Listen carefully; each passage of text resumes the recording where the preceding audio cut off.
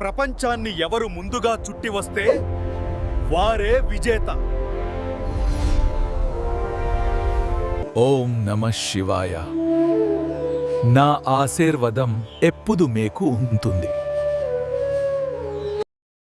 కార్తికేయుడు వెంటనే తన మయూరంపై బయలుదేరాడు.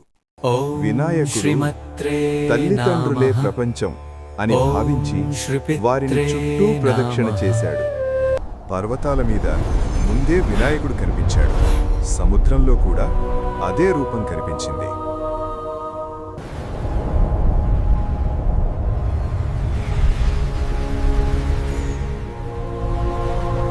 అరణ్యంలో ప్రతి చెట్టులో వినాయకుడే ఉన్నాడు.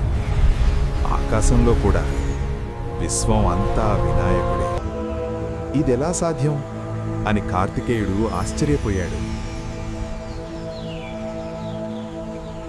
ॐ गं गणपतये नमः. जय स्कंद. ॐ गं गणपतये नमः. చివరికి అతనికి అర్థమైంది. వినాయకుడెక్కడో కాదు, ప్రపంచం అంతా ఆయనే.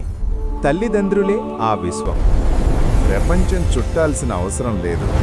తల్లిదండ్రులను అర్థం చేసుకున్నవాడే నిజమైన విజేత.